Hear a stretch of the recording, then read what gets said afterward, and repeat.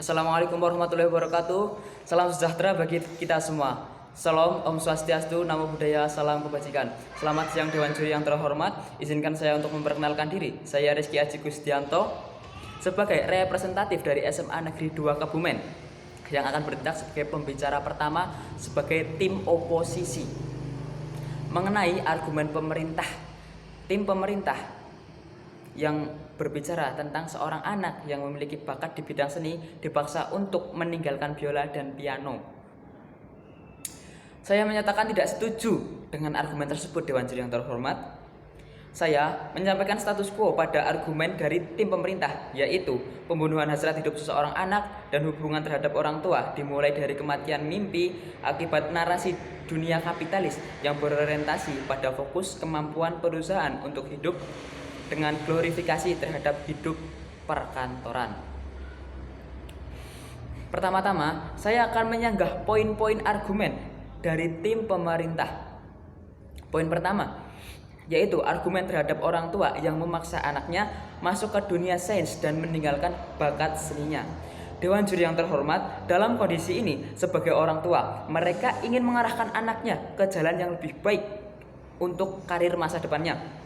Dengan adanya orang tua yang mengarahkan anaknya ke bidang sains, mereka sudah memikirkan jalan yang terbaik untuk karir kedepannya di masa depan untuk kebaikan anak tersebut. Di dunia pekerjaan saat ini, lebih banyak perusahaan yang membutuhkan seseorang yang berketerampilan tinggi di bidang sains. Seperti contohnya, aparatur sipil negara, kemudian tenaga kependidikan seperti guru, kepala sekolah, dan lain-lainnya, serta guru ngaji, dan lain-lain. Kemudian tenaga kesehatan seperti dokter, perawat, bidan, dan lain sebagainya. Dewan Juri yang terhormat, poin kedua yang akan saya sanggah yaitu argumen tim pemerintah mengenai dunia perkantoran yang memiliki sisi buruk yang jarang dipublikasikan. Dewan Juri yang terhormat, tidak semua perusahaan akan berlaku buruk terhadap pegawai-pegawainya. Justru lebih banyak perusahaan yang lebih memperhatikan pegawainya serta mensejahterakan pegawai-pegawainya melalui tunjangan gaji, bonus, serta pelaksanaan rekreasi yang dilaksanakan perusahaan tersebut kepada pegawainya di sela-sela masa jabatannya atau masa kerjanya. Kemudian poin ketiga yang akan saya sanggah yaitu tentang argumen pemerintah yang mengatakan bahwa seorang anak yang mengikuti bakatnya terutama di bidang seni musik akan sukses dan bahagia. Di masa kini Dewan Juri yang terhormat, terutama di masa bangkitnya dari pandemi COVID ini, seorang anak yang memiliki bakat di bidang seni sulit untuk menggapai kata kesuksesan. Karena di masa kini hanya orang-orang yang sudah berpengalaman dan terkenallah yang bisa bangkit dari pandemi ini. Sedangkan anak yang baru merintis karir di bidang seni musik akan kesulitan untuk menyusun karirnya di bidang musik.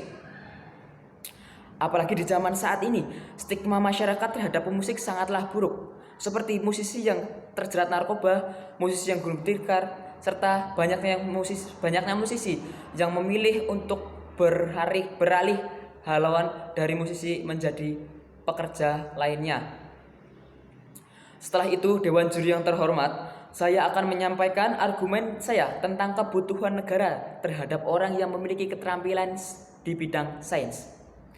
Di masa sekarang ini, yaitu masa endemi ini, banyak sekali dibutuhkan tenaga medis untuk memudahkan masyarakat mendapatkan fasilitas kesehatan. Dengan adanya tenaga medis yang banyak akan memeratakan seluruh tenaga medis di segala penjuru negara dan berdampak pada tingkat kesehatan masyarakat yang akan meningkat dan lebih baik tentunya. Kemudian, banyak juga dibutuhkan tenaga pendidik yang harus memiliki ilmu sains untuk bisa menjadi tenaga pendidik yang berkompeten, terutama seperti pendidik atau guru-guru yang mengajar ilmu kimia, biologi, serta banyak lain sebagainya. Yang terpenting adalah ilmu pengetahuan alam. Dewan Juri yang terhormat, berbicara tentang argumen tim pemerintah tentang penyebab anak ketika sukses, tentang penyesalan anak ketika sukses karena dipaksa orang tuanya. Saya sangat tidak setuju dengan argumen tersebut, Dewan Juri yang terhormat. Dalam hal ini, orang tua bukan memaksa anaknya, melainkan mengarahkan anak tersebut untuk mencapai karir suksesnya di masa depan. Ketika sukses pun, munculnya rasa penyesalan dari anak tersebut sangatlah sedikit terjadi, Dewan Juri yang terhormat. Karena pada dasarnya seseorang yang sudah meraih kesuksesannya pasti bahagia dengan pencapaiannya dan kerja kerasnya selama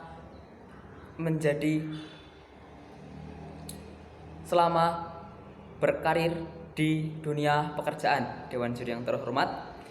Dengan demikian, Dewan Juri yang terhormat, saya sebagai tim oposisi, saya menegaskan kembali bahwa saya tidak setuju dengan argumen pemerintah mengenai prinsip moral anak dan hubungan terhadap orang tua terkait kesuksesan di masa depan berkaitan dengan bakat anak tersebut. Sekian dari saya. Terima kasih. Wassalamualaikum warahmatullahi wabarakatuh.